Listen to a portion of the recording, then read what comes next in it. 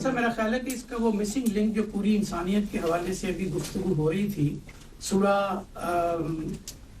نور کی جو 35 نمبر آیت ہے جس میں نور علی نور کی تعبیر اللہ نے استعمال کی ہے، تو جو فطرت میں جیسے جو کہ آپ نے اپنی میزان میں بھی اسی سے آغاز کیا ہے کہ اللہ تعالیٰ نے، تو اس کا مطلب ہے کہ ہر انسان کو وحی کے ذریعے، یعنی جب بھی وہ آپ تو 120 دن کہتے ہیں کہ اس میں وہ پوری شخصیت منتقل ہو جاتی ہے انسان کے اندر، تو یہ عمل تو پھر ہر انسان کے ساتھ اس صورت میں مکمل تو ہو ہی جاتا ہے. جی بالاجمال تفصیلات رہ جاتی ہیں. بس میں نے تو میزان کے پہلی سطریں جو لکھی ہیں وہ آپ پڑھیے. دین اللہ تعالیٰ کی ہدایت ہے جو اس نے پہلے انسان کی فطرت میں الہام فرمائی، اس کے بعد پیغمبروں کا سلسلہ جاری کیا تاکہ وہ اس الہام کی تمام تفصیلات بیان کریں. اس سلسلے کے آخری پیغمبر محمد صلی اللہ علیہ وسلم ہیں. اب قیامت تک کے لیے دین کا تنہا ماخذ وہی، اونلی سورس. 120 دن کی جو روایت ہے، اگر یہ نہ ہوتی ہمارے پاس، فرض کریں تو اس میں ایک مسنگ لنک تو آ جاتا نا. حضرت علی کے پاس نہیں تھی اور انہوں نے بالکل یہی جواب دیا تھا اور قرآن کی آیت سے دے دیا تھا، کیونکہ ریکارڈ پر موجود ہے. وہ کون سی سنت ہیں جو پہلے سے جاری نہیں تھی جو حضور صلی اللہ علیہ وسلم نے آ کے جاری کی؟ عید الفطر اور عید الاضحیٰ. بس بالکل.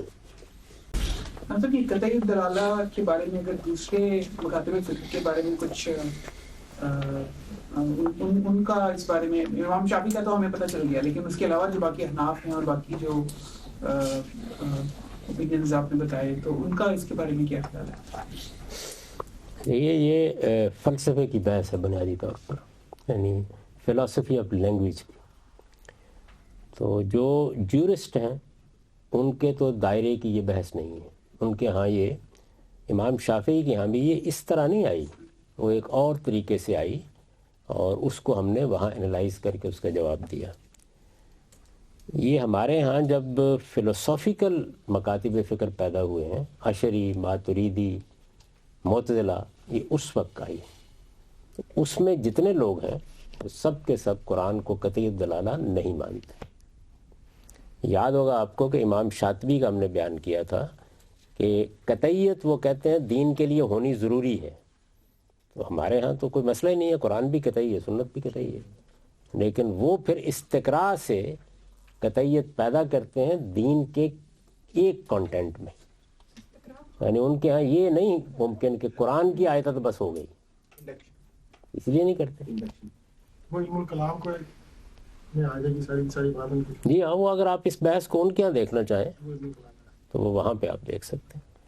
وہ نبی صلی اللہ علیہ وسلم بتاتے تھے کہ یہ اللہ کی طرف سے وحی ہے قرآن، تو اس کو آپ لکھ لیں. ہاں، یہ میری بات ہے. بتاتے تھے، پڑھتے تھے، سناتے تھے، بار بار سناتے تھے. صحابہ کرام جو تھے اس کو لکھ لیتے تھے، جو لکھنے والے تھے، جو یاد کرنے والے تھے یاد کر لیتے. کوئی نسخہ تیار کرانے کی بالکل ضرورت ہی نہیں تھی، اور خدا کا شکر ہے کہ ایسا کوئی نسخہ نہیں تیار ہوا، ورنہ تو مصیبت بن جاتی. گاندھی صاحب، آپ کے خیال سے یہ ممکن تھا کہ آپ یہ اپروچ پہ آتا بغیر 5 اپروچز کے تھرو جانے کے بعد؟ جیسے آپ نے تو اس کے مسٹیکس آئیڈینٹیفائی کیے، کانٹرڈکشنز، اگر یہ نہیں ہوتے تو پھر بھی اپروچ پہ آنا ممکن تھا؟ یہ تو پیشین گوئی اللہ ہی کر سکتا ہے، وہی علم رکھتا ہے. لیکن اس اپروچ کو ڈیولپ ہونے میں 1 صدی لگی.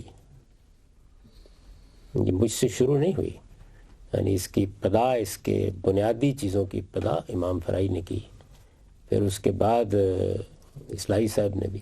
اگر آپ تقابلی مطالعہ کرنا چاہیں تو مولانا اصلاحی نے اپنے آخری زمانے میں بالکل وفات سے کچھ عرصہ پہلے اس موضوع پر لیکچرز دیے ہیں. وہ لیکچرز لکھ لیے گئے اور وہ قرآن مجید کے فہم کے اصول کے نام سے چھپے ہوئے ہیں. تو اگر آپ اس کا اور اصول و مبادی کا تقابل کریں گے تو پتہ چل جائے گا کہ کیا کچھ پیچھے ہو چکا تھا اور میں نے کیا کیا. کس نام سے ٹائٹل کیا ہے؟ قرآن فہمی کے اصول. یعنی میزان میں مبادی تدبر قرآن اور ادھر وہ لے لیں تو آپ سمجھ سکتے ہیں کہ میری پریزنٹیشن میں، میرے ہاں چیزوں کی تنقید میں کیا ڈیولپمنٹس ہوئی. ہمارے یہاں بہت ساری چیزیں سنت کر کے نام سے کہہ دی جاتی ہیں کہ نبی کے وسلم سیدھے پاؤں میں پہلے جوتا پہنتے تھے اور پھر یہ بھی سنت ہے، یا کدو کھانا یا جو اس طرح کی چیزیں ہیں. تو یہ کیا صرف زبان کا سمجھنے کی غلطی ہے کہ سنت کو ایک عام لفظ میں ہم نبی کے وسلم کے ہر طریقے کو سنت کہتے ہیں، اور آپ کے ہاں سنت صرف دین کا طریقہ ہے، یا اس میں دیکھیے اس میں نے ایک وہ جو میں نے کہا نا کہ آپ اصول و مبادی کو اگر پڑھیں گے، یہ تو بالکل اجمال تھا نا، ایک بہت بڑی بحث جو ہے اس کو 2 دن میں ہم نے اصول میں سمیٹنے کی کوشش کی ہے. اجزاء میں بہت تفصیلات اس کی چاہیے. تو ایک چیپٹر ہے اس میں مبادی تدبر سنت، اس میں 7 اصول میں نے بیان کیے ہیں اور ہر ایک کی دلیل دی ہے کہ سنت کو متعین کرنے وقت میں نے کیا ہے. تو اس سے آپ بالکل الگ الگ کر سکتے ہیں. جب نبی صلی اللہ علیہ وسلم نے اس طرح سنت سکھائی ہے تو کیا وجہ ہے کہ یہ جو نماز جو 5 وقت پڑھتے تھے تو اس میں ڈفرینس کیوں ہے؟ کیا ڈفرینس ذرا بتائیے کیا ڈفرینس ہے؟ یہ جو جو تقریر کے لیے آپ کھڑا کرتے ہیں جی جو مطلب آپ کھڑا کرتے ہیں رفع یدین کرتے ہیں اور آپ وہ تو سبھی کرتے ہیں، ساری امت کرتی ہے. نہیں جو رکوع میں جاتے ہوئے کرتے ہیں وہ حضور نے کبھی کبھی کیا ہے. کبھی کبھی کیا ہے جی اس وجہ سے. اس لیے کہ نماز میں 2 طرح کی چیزیں ہیں، ایک وہ جو جاری کر دی گئی ہیں، ایک وہ جو میرے آپ کے اختیار پر چھوڑی گئی ہیں. تو اس میں رسول اللہ بھی بعض چیزیں اختیار کر لیتے تھے، کوئی اختلاف نہیں. جس طرح ہاتھ باندھنا اور ہاتھ چھوڑ کے کھڑے ہونا یہ بھی دونوں طریقے سے ثابت ہے. جی تو ہاتھ باندھنا تو سنت میں شامل ہی نہیں صحیح ہے. ہے، نماز کے آداب میں سے آپ چاہیں کر لیں چاہیں چھوڑ دیں. چراندی صاحب اگر کسی روایت کی صحت اپنے طور پہ دیکھنی ہو تو کیا ایسی بکس موجود ہیں جن میں راویوں کی لسٹنگز موجود ہوں کہ یہ مجہول ہے، یہ صحیح ہے یا کچھ ہے ایسے کوئی؟ یہ مصیبتیں ہم نے جھیل لیں، اب اس کی ضرورت نہیں رہی. آپ ذرا جائیں جا کے جو سافٹ ویئر بنا دیے ہیں انہوں نے، ایک ایک چیز بالکل کیٹیگرائز کر دی، ایک آپ کے کلک کے اوپر ہر چیز موجود ہے. یہ جو ہم کام کر رہے ہیں اس میں 4 سال میں جو 25,000 روایتوں پر کام کرنا ممکن ہوا ہے، یہ 40 سال میں بھی نہیں ہو سکتا تھا. اس میں جو روایتیں صرف جدید دور کی جو ضرورتیں ہیں، ان کی جو سہولتیں ہیں ان کی وجہ سے ممکن ہو گئے. یہ اللہ کی بڑا فضل، بڑی عنایت ہے اللہ تعالیٰ کی. یعنی وہ کبھی آپ میرے جو اسسٹنٹس ہیں ان کی وہ بریفنگز ہیں ریکارڈ میں کہ وہ کیسے کام کرتے ہیں، دیکھیں ذرا کہ وہ دنیا نے کیا کچھ کر ڈالا ہے. صاحب یہ اسی موضوع سے متعلق سوال. جی ضرور. Thank you. کہ حدیث کے معاملے میں تو ابھی آپ نے پروجیکٹ شروع کیا اور پچھلے 3 سال میں آپ نے 25,000 احادیث کے اوپر نقد و جو بھی اس کی ویلیویشن کی، مگر یہ جو حدیث کے معاملے میں رائے ہے یہ تو آپ نے میزان کے 2008 میں قائم کر لی تھی. جی بالکل. تو یہ مطلب کیسے ممکن ہوا جبکہ اب آپ محسوس کر رہے ہیں کہ اس پورے ذخیرے کو ریویو کرنے کی ضرورت ہے؟ یہ 2 الگ الگ قبل از وقت یہ 2 بالکل الگ الگ کام ہیں. یعنی اس پورے ذخیرے کے بارے میں اصولی رائے قائم کرنا، اس کا علم ہونا کافی تھا. وہ میں نے علم تو حاصل کر لیا تھا. ایک دوسری چیز ہے ان میں سے ایک ایک کو لے کر اس کی شرح و تفسیر اور اس کی وہ کام کا کیا جائے، یہ دوسرا کام. یہ ہونا بھی اسی طریقے میں چاہیے. اور یہ کوئی ضروری بھی نہیں کہ ہم کر پائیں. یہ تو وہ پہلا کام نہ ہوتا تو یہ ہو ہی نہیں سکتا تھا. یعنی اس کے نتیجے میں اس کی پلیسمنٹ ہوئی. ابھی دیکھیے نا، ابھی جو آخری میری بیس سے گیا ہے باب، وہ موسیقی پر روایات پہ گیا ہے. تو وہ آپ دیکھیے کہ اس میں جو رائے قائم کی گئی تھی برسوں پہلے، رائے تو پڑھ لیا تھا میں نے. جب یہ سنت پہ کام کیا تو پوری مسند احمد جو ہے وہ نظر سے گزاری تھی. کسی چیز کو پڑھ لینا اور چیز ہے، اس کے اجزاء میں کام کرنا اور چیز. اللہم ارنا الحق حقا وارزقنا اتباعہ وارنا الباطل باطلا وارزقنا اجتنابہ. اس دعا کے ساتھ ہم اس کو ختم کرتے ہیں. اور میں یہ بات ضرور عرض کر دوں کہ اس موضوع کا حقیقی حق 2 ہی صورتوں میں ادا ہو سکتا تھا. ایک یہ کہ کوئی ہفتے 2 ہفتے کی ورکشاپ میں وہ سب چیزیں جو تھیں ان کو اپلائی کر کے بھی دکھایا جاتا. تو یہ چونکہ ممکن نہیں تھا تو اس وجہ سے میں نے اصولی مباحث تک اپنے آپ کو محدود رکھا ہے. اور اگر کسی جگہ کوئی مثال بھی دی ہے تو ایک آدھ پہ اکتفا کیا ہے، کیونکہ مجھے یہ اندازہ تھا کہ جیسے ہی آپ اس کی وسعت میں جائیں گے تو بس پھر بات وہیں رہ جائے گی.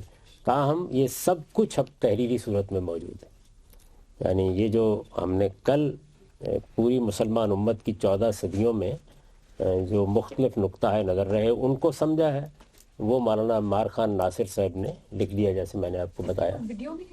جی نہیں، ابھی تو تحریری میں ہے، اور وہ کم و بیش یعنی 15-16 قسطوں میں مکمل ہو گئے. آپ کہتے ہیں نا آپ نے نکال لی ہے، 15 نکال. تو وہ اشراقی میں ہمارے رسالے میں چھپ رہا ہے. ان کا رسالہ بھی ہے الشریعہ کے نام سے، اس میں بھی وہ سائملٹینیسلی چھپ رہا ہے. ادھر بھی آپ کے میزان لیکچر ہے اس میں بڑی تفصیل وہ اویلیبل ہے سارے یوٹیوب. یہ دوسرا موضوع جو ہے اس کو انہوں نے لکھا. تو باقی جو یہ بحث ہے، یہ میری کتاب اصول و مبادی میں، جو میری کتاب میزان ہے اس کا مقدمہ ہے اصول و مبادی، یہ اس کا خلاصہ تھا مختصر سا. تو ڈیٹیل آپ وہاں سن سکتے ہیں، اور وہ پڑھایا ہوا بھی ہے، سن سکتے ہیں. بس وہ گزارش یہی تھی کہ علم ایک اکائی ہے، اور قرآن نے اس کی جو 2 بڑی اصطلاحیں استعمال کی ہیں.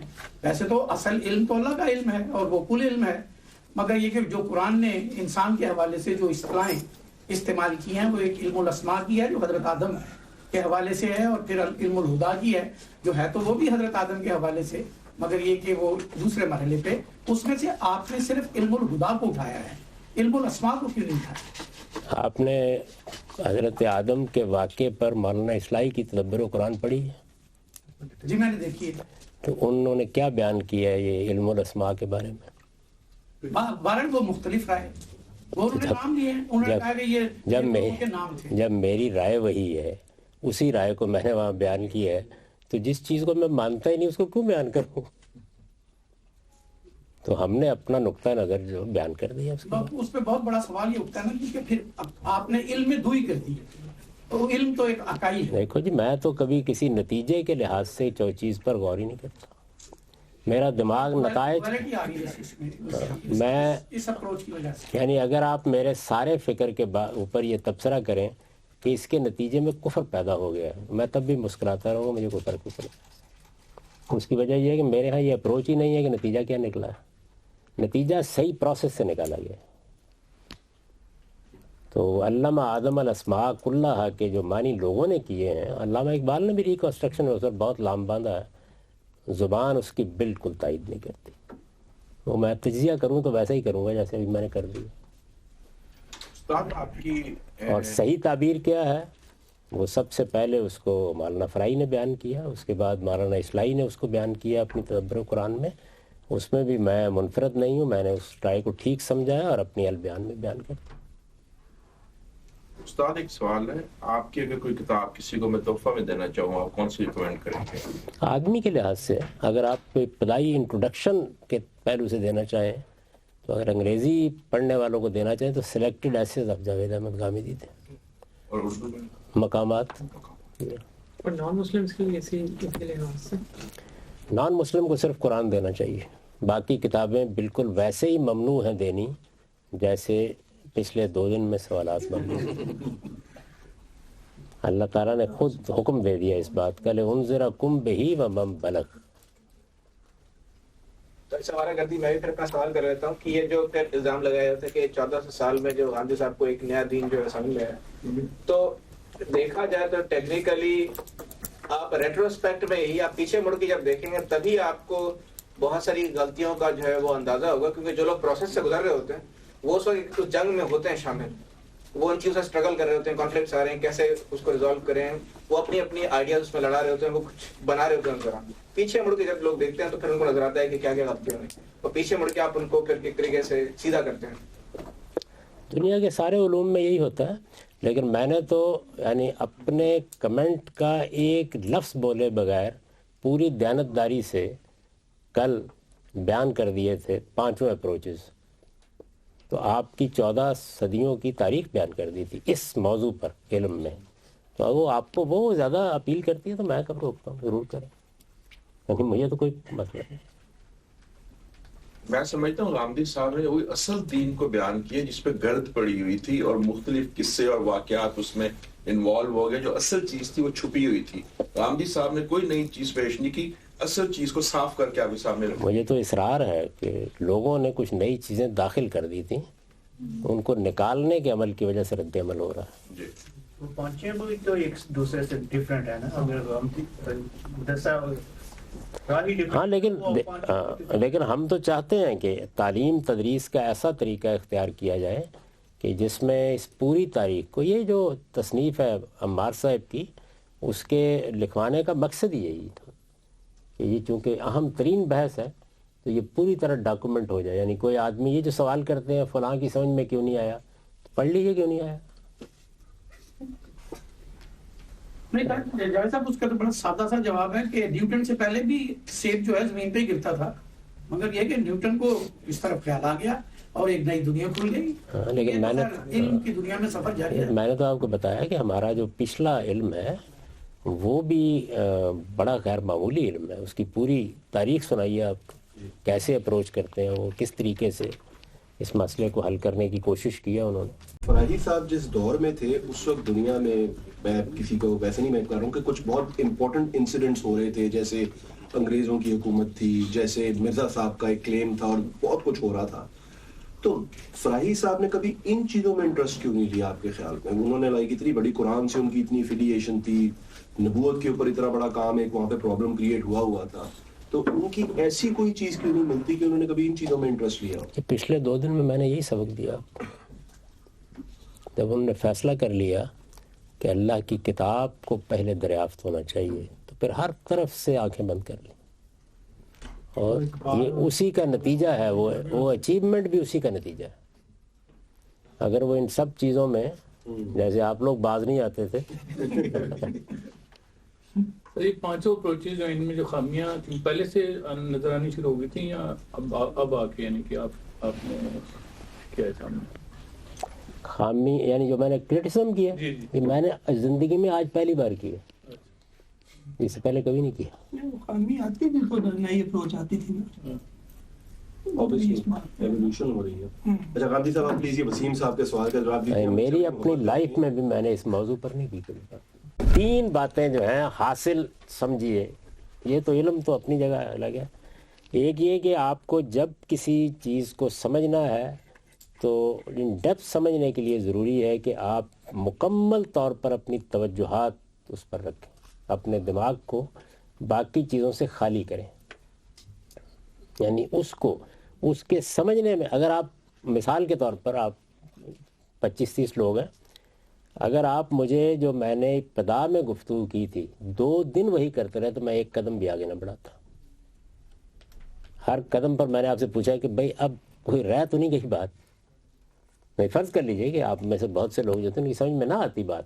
پہلی بات جو ہے جس پر ہم نے بنیاد رکھی تھی ساری کی, تو میں اس وقت بھی اسی کو کر کے ان سے معذرت کر رہا ہوتا کہ بھئی تمہید بن گئی ہے, باقی پھر دیکھیں گے کسی وقت. تو توجہات کا مرکز ہونا چاہیے اس چیز کو. جب تک وہ نہیں بنے گی اصل میں آپ اس کے اوپر عامیانہ تبصرے کریں گے, اس کو ڈیپتھ میں نہیں جان سکتے کبھی بھی. دوسری جو اہم چیز ہے وہ یہ ہے کہ آپ جس وقت کسی چیز کا مطالعہ کر رہے ہیں اس کا جواب مت دیجیے, اس کا جواب سوچیے بھی نہیں. آپ کا پہلا معاملہ یہ ہونا چاہیے کہ اس چیز کو جیسے کہ وہ شخص کہہ رہا ہے یا اشخاص کہہ رہے ہیں مجھے اس درجے میں سمجھنا ہے اور اتنی دیانتداری سے سمجھنا ہے کہ وہ لوگ اگر میرے سامنے آ جائیں تو وہ کہیں کہ ہم اپنی بات کو اتنا اچھا نہیں سمجھ سکتے. یہ دوسری چیز ہے. اگر یہ دوسری چیز آپ نہیں کریں گے تو آپ کی گرفت میں چیزیں نہیں ہوں گی, اور بس یہ آئیں بائیں شائیں کر کے آپ فارغ ہو جائیں گے اس کے نتیجے میں. اور تیسری جو چیز ہے وہ یہ ہے کہ جب آپ کسی چیز پہ تنقید کریں تو ہمیشہ اس کی بنیاد تلاش کریں. آپ نے دیکھا کہ میں نے اس کے اوپر بننے والے کثر کو موضوع نہیں بنایا. بنیاد تلاش کریں وہ کیا ہے. وہ بنیاد اگر آپ تلاش کرنے میں کامیاب ہو گئے ہیں تو آپ غلطی بھی تلاش کرنے میں کامیاب ہو جائیں. تو میرے اوپر دیکھیے وہ 19-20 لوگوں نے کتابیں لکھ دی ہیں, بہت تنقیدیں صبح و شام ہو رہی ہیں, فیس بک اور یہ وہ بھرے ہوئے ہوتے ہیں. تو ایک صاحب نے مجھ سے پوچھا تو میں نے کہا مجھ پر کبھی کسی نے تنقید کی نہیں. تو وہ بڑے پریشان ہوئے. میں نے کہا بات یہ ہے کہ میری بات کو پہلے بیان کر کے صحیح پھر تنقید کریں گے تو مجھ پر تنقید ہوگی نا. وہ میری بات کو اپنی بات کے طور پر بیان کرتے ہیں, وہ میری بات ہی نہیں ہوتی, اس پہ داد تحقیق دیتے رہتے ہیں. تو میں اس پہ کیا کر سکتا ہوں. روزمرہ کوئی بحث مباحثہ جب ہوتا ہے تو یہ سنت اور حدیث کا فرق نا بڑا اجنبی سا لگتا ہے لوگوں کو. اس میں بڑی مشکل ہوتی ہے کیونکہ عام طور پہ کبھی کسی موضوع پہ بحث ہو تو سب سے پہلے کسی تاریخی واقعے یا حدیث کا حوالہ دیا جاتا ہے. वो सुन्नत और हदीस का ये फ़र्क जो है ना, इसमें बड़ी प्रैक्टिकल दुश्वारियाँ होती हैं किसी चीज़ किसी बंदे को ये बात पहुंचाने में। तो इस सिलसिले में क्या आपकी एडवाइस होगी? आप तक पहुंच गई, कोशिश हो बस वो जितनी ज़्यादा आप तक पहुंच जाएगी ना, और जितनी डेप्थ में आप उसको समझ लेंगे, उसके बाद अल्लाह ताला का कमाल ये है कि जब बात खुद समझ में आ जाए तो अल्लाह पहुंचाने का सलीका सिखा देता है। असल में हम बाज़ औक़ात बात को खुद नहीं समझे हुए, डेप्थ समझिए उसको, बस उसके बाद 2 मिनट भी नहीं लगेंगे। लेकिन ये मतलब नहीं कि लोग मान लेंगे, वो अगर मान लेते तो मेरी मान लेते ऐसे ही होगा। मैंने जब इस काम की इब्तिदा की थी, बस मोहल्ले में कोई 2-4 लोग थे माकूल किस्म के, उन्हीं से बात होती थी, वो भी कभी कभी सो जाते थे। सुल्तानपुरा की बात कर रहे हैं। तो अब तो एक दुनिया सुनी रही है, तो आप भी अपने अंदर ये हौसला पैदा करें।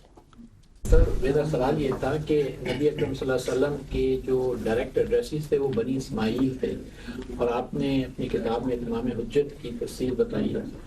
तो मैं ये जानना चाहता था कि ये जो पहले किताब थे उस वक्त के, उनके ऊपर किस लेवल पर वो इमाम हुज्जत हुआ था। वो इस रेफरेंस में मैं कह रहा हूँ जो कि सूरह तौबा में है कि जबकि मुशरिकीन के बारे में तो ये कहा गया था कि अगर वो खुद नहीं कबूल करेंगे तो जहाँ भी हैं उनको मार दिया जाएगा, तो उनके लिए तो किताल का हुक्म था। लेकिन जो अहले किताब थे उनके लिए ये कहा गया था कि ये जजिया देकर अपने दीन पर रह सकते हैं। तो मैं ये जानना चाहता था कि ये जो डिफरेंस है ये इमाम हुज्जत का अहले किताब के लिए और इसकी क्लैरिफिकेशन देनी। इमाम हुज्जत में कोई डिफरेंस नहीं है, सज़ा में फ़र्क है। और उसकी वजह यह है कि जिस वक्त हम खुदा की अदालत में कल पेश होंगे तो वहाँ भी सज़ा में फ़र्क होगा। इसको ख़ुद कुरान ने बयान किया है कि क्या फ़र्क होगा। ये कहा है कि वो लोग जो मेरी बारगाह में आएंगे, उन्होंने अगर शिरक नहीं किया मेरे साथ और शिरक को दीन की हैसियत से नहीं कबूल किया, तो फिर मैं इसके नीचे नीचे जिस गुनाह को चाहूँगा माफ़ कर दूँ। ये सूरह निसा में ऐलान किया है और वहाँ भी किया है। तो अहले किताब तौहीद को मानने वाले हैं, उनको मौत की सज़ा या आखिरी सज़ा नहीं दी गई।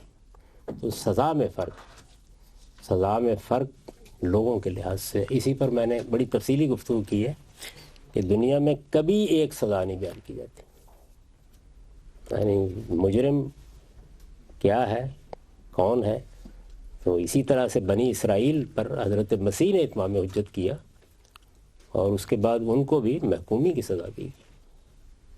तौहीद को मानने वालों को अल्लाह ने मौत की सज़ा नहीं दी, और तौहीद को मानने वालों को क़यामत में भी अबदी जहन्नम की सज़ा नहीं मिलेगी। सज़ा मिलेगी। जब आपसे ये फ़र्क सज़ा में है और लोगों के लिहाज से। जावेद साहब, ये वसीम साहब ने जो भी बात की थी उसी के तसलसल में है कि हमारी पहली नशिस्त में गुफ्तगू के दौरान कहा कि यहूदी भी नसरानी भी दरअसल इसी तरह फ़िरका है इस्लाम का जिस तरह के शिया, सुन्नी और सुन्नियों में आगे मजीद। अच्छा, तो क्या ये बात जो है और ये जो डॉक्ट्राइन है आपका, ये आपकी उसकी नफ़ी नहीं करता जो मिज़ान में आपने रसूलुल्लाह सल्लल्लाहु अलैहि वसल्लम की ज़ात पे बात ख़त्म की है? कैसे नफ़ी करता है? इसलिए कि यहूदी तो नहीं मानते मोहम्मद रसूलुल्लाह, हाँ, तो ईसाई भी नहीं मानते मोहम्मद रसूलुल्लाह। तो ऐसे ही जैसे बहुत से फ़िरके बहुत सी बातें नहीं मानते। मतलब शिया जो है वो ये नहीं मानते कि इमामत को वही नहीं आती। तो ना मानने के नतीजे में फ़िरका तो तब्दील नहीं हो जाता ना, फ़िरका तो फ़िरका ही रहता है। बहुत से फ़िरके नहीं मानते बहुत सी बातें। बहुत से सूफ़ी हैं, आप देखिए, वो एक बिल्कुल ही मुतवाज़ी पूरा का पूरा दीन मानते हैं। तो वो उसकी गलती वाज़े की जाएगी, फ़िरका तो वो है। अगर जावेद साहब आपकी इसी बात को एक्सटेंड किया जाए तो जो नूर वाली आयत है सूरह नूर में 35 नंबर आयत, उसके हवाले से तो फिर हर इंसान मुसलमान और हर इंसान फितरत पे पैदा हो रहा है। ऐसे ही कहना चाहिए ताकि तमाम इंसानों को ये दावत दें आप। यानी हम असल में उनको उनका असल नाम याद करा रहे हैं, उनको बता रहे हैं कि तुम अपने आप को यहूदी कहते हो, तुम मुसलमान हो। तुम्हारा नाम तुम्हारे बाप इब्राहिम ने मुसलमान रखा था। अल्लाह अपने दीन को मानने वालों के नाम लोगों के नाम पर नहीं रखता, ना जगहों के नाम पे रखता है, ना मदरसों के नाम पे रखता है। हम भी मोहम्मदी नहीं हैं, मुसलमान है, तुम भी मुसलमान हो, और हर पैदा होने वाला इंसान बच्चा भी मुसलमान। और तुम्हें हम दावत देते हैं कि ये तुमने बहुत बड़ी गलती कर डाली है कि अल्लाह ताला ने 2 पैगंबर भेजे, एक तुम्हारे अंदर से, एक बनी इस्माइल में से। तुमने कितनी बदबख्ती की है, दोनों का इनकार कर दी। बहस इस पे करेंगे ना, तो उसी तरह करेंगे जैसे कि आप कुरान में देखते हैं कि पैगंबर आता है तो आगे कहते हैं मेरी कौम के लोगों, और आप अंदाज़ा करें कि वो बदबख्त कौम कि जिसके बारे में कुरान कहता है कि वो मजलिसों के अंदर बदकारियों का इर्तिकाब करते थे, और वो भी मर्दों के साथ, कौम लूत, लेकिन उसको क्या कहता है, इखवान लूत, लूत के भाई। तो ये हमारे भाई हैं, इनको आप यहाँ से बुलाएं, याद दिलाएं उनको, वो अपना नाम भूल गए हुए हैं।